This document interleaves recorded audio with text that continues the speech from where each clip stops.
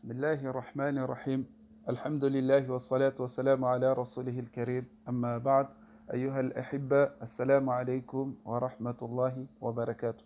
Aujourd'hui je vais parler avec vous d'un truc, c'est un constat bien sûr, que des gens le font, des gens de certaines communautés le font et cela ne fait pas partie de la religion. Et pourtant, ils le font au nom de la religion. C'est quoi ces choses-là? C'est d'égorger. On égorge les moutons et les chèvres, en fait, les caprins, quand il y a deux choses. Au moment où un membre de famille part pour le Hajj, pour faire le Hajj, accomplir le 5e pilier de l'islam, ou au moment où il y a un décès. Et ce n'est pas n'importe quel décès,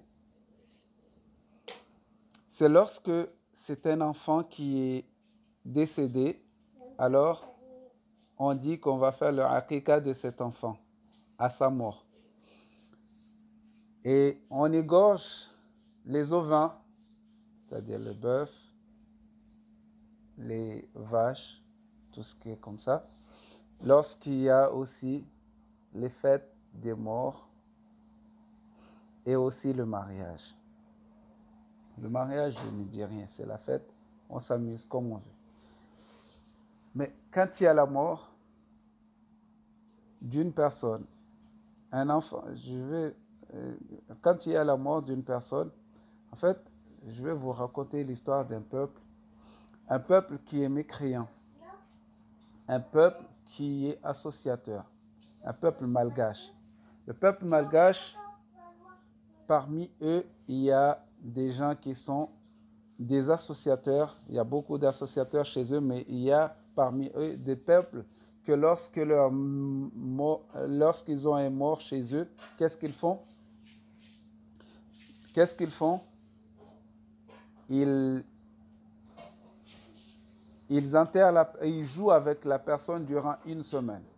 Ils jouent avec la personne durant une semaine. Ils font la fête, ils boivent, ils font baigner la personne de l'alcool, ils jouent avec la personne, ils jouent avec des cartes, ils jouent pendant une semaine. Après une semaine, ils vont enterrer le mort. Puis, 40 jours après, ils vont déterrer le mort pour venir jouer encore. Ils jouent une semaine, durant une semaine, ils vont enterrer le mort. Un an après, il revient pour jouer avec le mort. Ils vont déterrer le mort pour jouer avec. Chez nous, on a ce coutume-là. Il y a certains peuples, parmi les peuples, il y a certaines communautés parmi les musulmans, ils font cela. Ils enterrent le mort, 3 jours après, ils font la sadaqa. 9 jours après, ils vont faire encore une autre sadaqa. 40 jours après, ils vont faire quoi? Après 40 jours après, ils vont regrouper des gens pour faire la fête. Un an après, ils vont regrouper encore des gens pour faire la fête qu'on appelle Tahlil chez nous. Alors, est-ce qu'on n'est pas pareil que ce peuple-là qui fait 40 jours et qui fête leur mort? Est-ce qu'on n'est pas pareil qu'eux? Moi, je pense qu'on est pareil que ce peuple-là. On est pareil.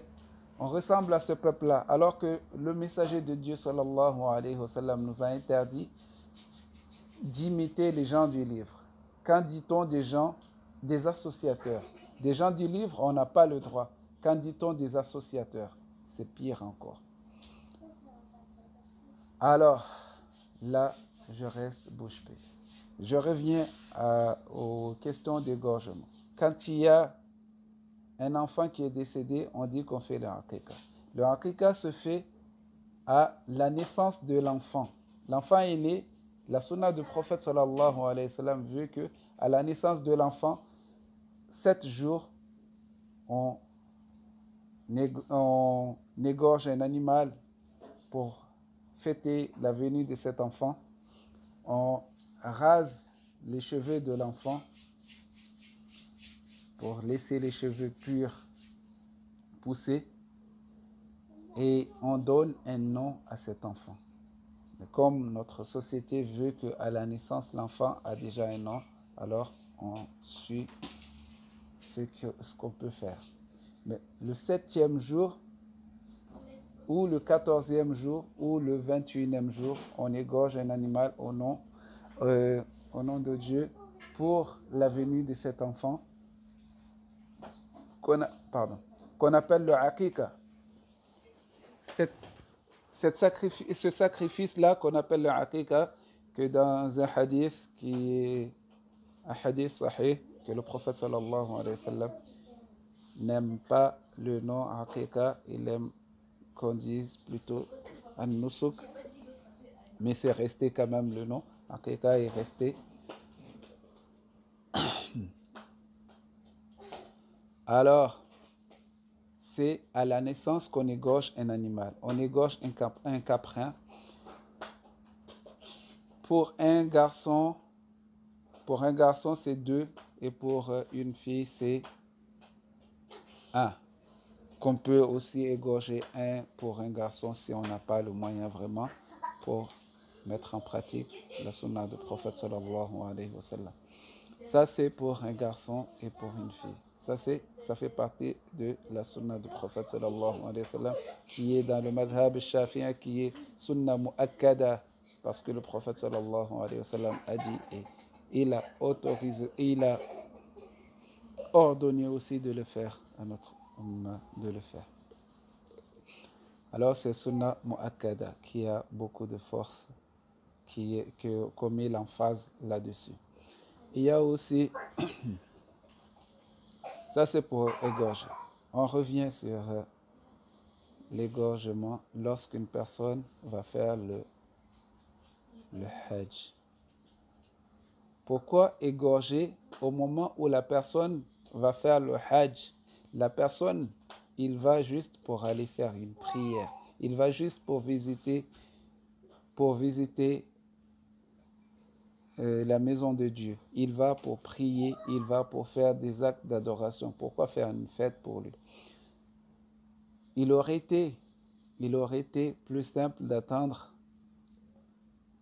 le udhiyya, le hajj, quand c'est le jour de la Eid al-Udhiyya, le jour de l'égorgement, les 4 jours, les 5 jours, pour égorger un animal, pour faire le sacrifice. Car c'est ça la sunna.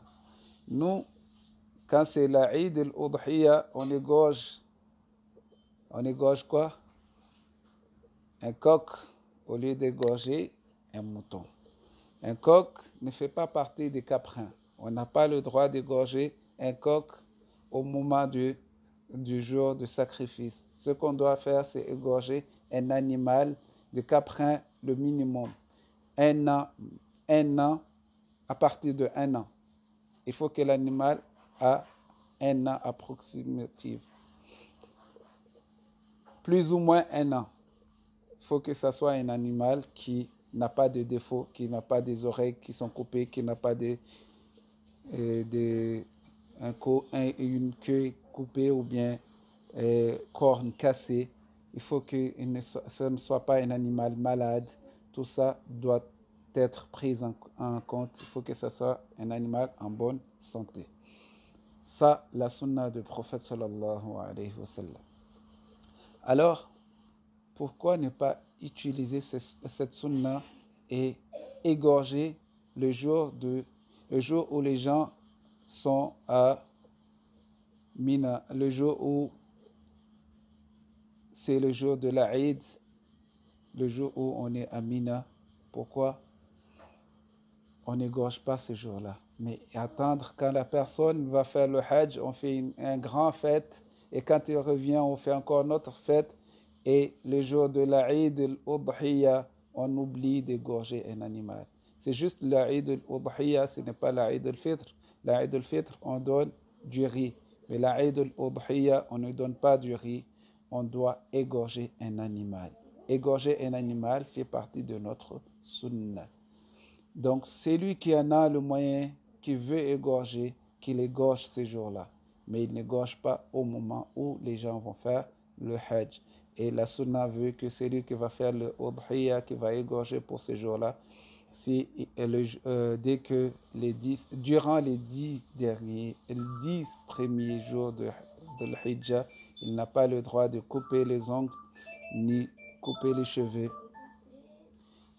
Il attend que le jour où il va couper son animal, c'est là qu'il coupe les cheveux et il coupe les ongles. Il se taille les ongles et couper les cheveux ce jour-là. Ça fait partie de la sunna. Ça fait partie de notre tradition islamique. Ce n'est pas d'égorger un coq ou une poule. Ça ne fait pas partie de notre religion. Alors, mes frères, mes sœurs de foi et de cœur, je vous appelle, j'ai fait un appel à ceux qui voient cette vidéo et qui ont des gens de sa famille qui font cela, qu'ils leur disent que cela ne fait pas partie de la sunna. Que la sunna du prophète sallallahu alayhi wa sallam veut que au moment qu'une personne est morte, le deuil c'est 3 jours. Ce n'est pas au-delà de 3 jours. Et au-delà de 3 jours, le deuil est fini. Et qu'on n'égorge pas au moment où la personne est décédée, mais au moment où la personne est née. On n'égorge pas au moment où l'enfant est décédé, mais au moment où l'enfant est né. L'enfant est né 7 jours après ou 14 jours, on égorge un animal. On coupe ses cheveux, on lui donne un nom et on coupe un animal. Ou 21 jours. Ça fait partie de la sunna du prophète sallallahu alayhi wa sallam. Et aussi, on n'égorge pas quand une personne va faire le pèlerinage, mais on égorge au moment du jour de la fête de Eid. Ce n'est pas au moment où la personne va faire le pèlerinage. Si vous n'êtes pas d'accord avec cela, amenez-moi une preuve qui montre que le prophète sallallahu alayhi wa sallam a égorgé un animal quand il est parti faire le Hajj. Il n'a fait qu'un seul, bien sûr, le Hajj al-Wada'. Comme amène un hadith ou un verset qu'Allah subhanahu wa ta'ala dit qu'il faut égorger quand on va faire le Hajj. Égorger avant d'y aller faire le Hajj. Au moment de faire le Hajj, quand le Hajj est fini, quand on a fini de faire le Arafat, on est sorti de Arafat, on va à Mina, on égorge un animal, on se rase la tête, on coupe les ongles, ça fait partie de sunna. Mais avant, montre-moi un verset ou un hadith du prophète sallallahu alayhi wa sallam qui dit que on égorge un animal. Si vous n'êtes pas d'accord avec ce que je viens de dire, et si vous êtes d'accord, encouragez les gens à égorger au moment où le Udhiyya est fait, le jour de l'Aïd al-Udhiyya, le jour de l'Aïd, on égorge et les 3 jours qui suivent aussi, on égorge aussi. Wa jazakumullah khair, wassalamu alaikum wa rahmatullahi wa barakatuh. Partagez cette vidéo, peut-être que vous allez sauver beaucoup de vies.